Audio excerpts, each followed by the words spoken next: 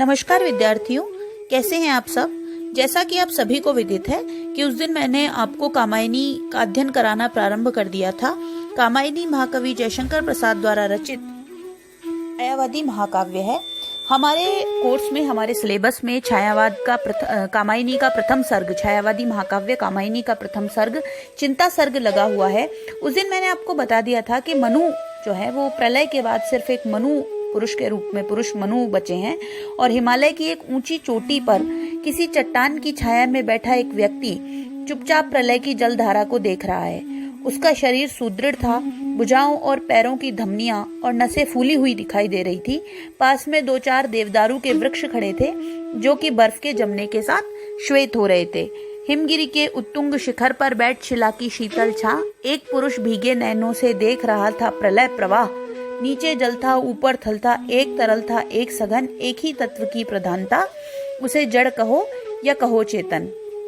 अब हम इसके आगे का अध्ययन करेंगे कि कामायनी जो है वो आगे किस तरह से उसमें प्रवाह आते हैं और वो किस तरह से अपनी उसमें चली जाती है, कि वो आगे मनु फिर क्या करते हैं, और इन सभी बातों का अध्ययन हम इस चिंता सर्ग में कर रहे हैं। चिंता कामायनी का पहला सर्ग है और हम जानते हैं कि पानी हीते हिम भया, हिम है गया बिलाई।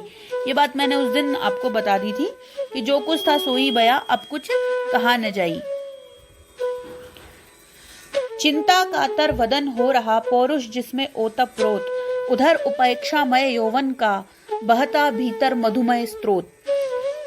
प्रसाद आगे कहना चाह रहे हैं कि मनु का मुख जो था वो चिंता के कारण व्याकुल हो रहा था, अर्थात चिंता की रेखाएं जो थी वो उसके जो उसका दिव्य भाल था या जो उसके मुख पर स्पष्ट दिखाई दे रही थी, फिर भी वह ओज से पूर्ण होकर के, ओज से भरा हुआ था। और इसी कारण शायद इस सर्ग का नाम चिंता रखा गया है, क्योंकि इसमें मनु चिंता से उत्प्रोत होते हैं। वे युवक थे और युवावस्था में थे और वह पनपने वाली सभी प्रकार की मधुर भावनाओं को उनके हृदय में प्रवाहित था। किंतु एकांकी और चिंताग्रस्त होने के कारण मनु का ध्यान उन भावनाओं की ओर नहीं जा रहा था। बंधी महावट से नौका थी सूखे में अब पड़ी रही। जिस नौका से वो आए थे, जिस नौका से मनु आए थे, वह विशाल बरगद के पेड़ के पास है ना। बरगद के महावट मतलब महा और वट माने बरगद का पेड़, बड़े बरगद के पेड़ के पास पड़ी, सूखे में अब पड़ी रही, सूखे में पड़ी हुई थी। उतर चला था जल प्लावन और जल प्लावन उतरने लगा था और निकलने लगी मही, और धरती, मही माने धरती, निकलने लगी थी। निकल रही थी मर्म वेदना करुणा विकल कहानी सी, वहां अकेली प्रकृति सुन रही हस्ती सी पहचानी सी। आगे कवि कहते हैं कि मनु के हृदय में गहरी पीड़ा जो थी वह उस कहानी की तरह बाहर निकल रही थी जो करुणा से या पीड़ा से भरी हुई हो।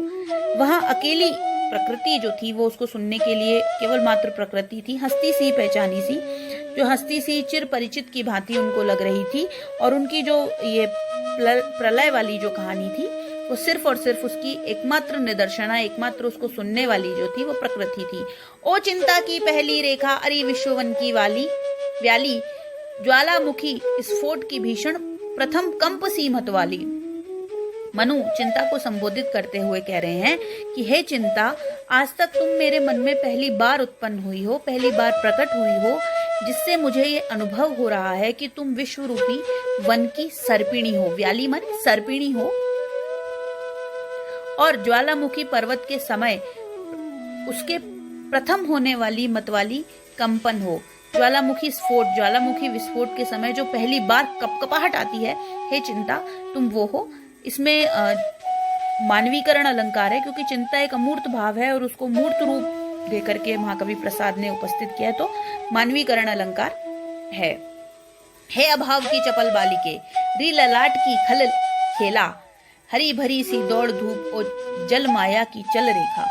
चिंताग्रस्त मनु चिंता को संबोधित कर रहे हैं कि हे चिंता, तू अभाव की चंचल बालिका है। क्योंकि चिंता का जन्म जो है वो अभाव से होता है, इसलिए कवि ने उसे अभाव की बालिका कहा है। उपमा अलंकार है, री ललाट की खलखेला, और तू मस्तक पर अंकित, खलखेला माने वक्र रेखा है, टेढ़ी मेढ़ी खलखेला माने वक्र रेखा है। क्योंकि चिंता के कारण ललाट पर टेढ़े मेढ़े बल पड़ जाते हैं, इसलिए उसे वक्र रेखा या खलखेला की संज्ञा दी गई है। हरी भरी सी दौड़ धूप सी ओ माया की चल रेखा, तू हरी भरी है, दौड़ धूप के कारण तेरा जन्म होता है, तू प्रयास करने वाली, प्रयास के प्रति देती है, इसलिए थोड़ी बहुत उसमें आशा झलकती है, परंतु ये आशा निराधार होती है। इसलिए मृग मरीचिका की चंचल रेखा के समान हे चिंता तू दिखाई देती है।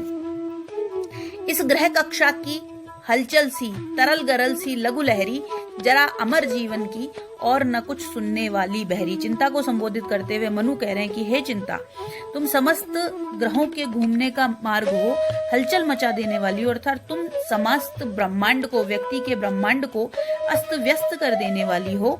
तुम घुले हुए विष की छोटी लहर जैसी हो, अर्थात जिस प्रकार विष की लहर समस्त शरीर में फैलकर विषाक्त कर देती है, उसी प्रकार तुम भी मन में आकर उसे अत्यंत व्यथित कर देती हो।